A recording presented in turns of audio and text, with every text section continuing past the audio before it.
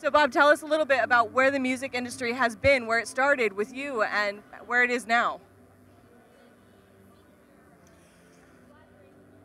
Out of the bowels of the earth and the belly of the beast, through the fire and smoke and brimstone of hell itself, the music industry, come a new company with women and men who wish to change that which has been happening since time began. Since the first caveman and cavewoman danced around the fire and hit a bag of bones together to please their leaders, and since Jesus kicked the moneylenders out of the temple, and since the record executioners have been taken over now by the artists, or are going to be, that's what's next. My dream is a vision of having all artists own themselves. There's no reason why an artist should come in and record everything like Dylan and Simon and the company owns it. Bunch of goddamn fools. What's going to happen is I'm going to start a company where the artist has complete control over everything. They make all the money. There's not any attorney. There's not any accountant. There's a bank of Switzerland, Vienna, or London that you go through. If you sell 1 million, you don't make any money off the record companies. If you sell 100,000 with us, you got $250,000 in the bank in Switzerland and $250,000 for us. If you sell 200,000, you got $500,000.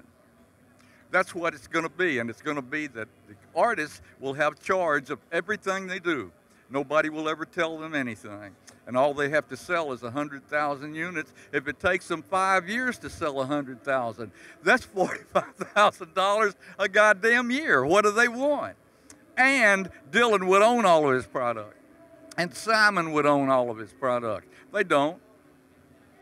It's a total scam, and it's a total mafia trick, and all of them are nothing to me. They're less than anything. They were asking me one time. Cash came into me and said that he had an idea in 1967 to do a prison album. And he said he had the same idea in 1955 with Sam Phillips at Sun, and Phillips told him he'd kick him off the label, would never record again for anybody, and it would ruin his career. So Johnny didn't do anything for 5 years. At the end of 5 years, he signed with Sony. Sony told him they'd kick him off the label, and he wouldn't do anything, and that would be it. So he said, I wanted to ask you if you had any idea and see what you thought. I said, well, here's what I think, and I picked up the phone and called Folsom and Quentin, got through to Folsom, got the warden. I said, Warden, Duffy, I said, Cash is going to come up there and make an album and do a concert. He said, my God, when? I said, ask him. And he called back in about 3 weeks, and he said, any news? I said, yeah, we leave in 2 weeks. And I went to Folsom and cut it, and it was 7 million, and a boy named, and it was #1. And then Davis came out of there, and a guy named Dick Asher, I think, came in. And Cash called me up one day and said, where are we going next? I said, you want to go to Sing Sing or San Quentin? He said, San Quentin. I said, good enough. He called me back in a couple of weeks, and he said they called him again. And he said this time they would close the office, they would fire me, and they would get rid of him. So whatever he fucking wanted to do. So I called the people, and I told them, I'm not doing anything. You guys are the boss.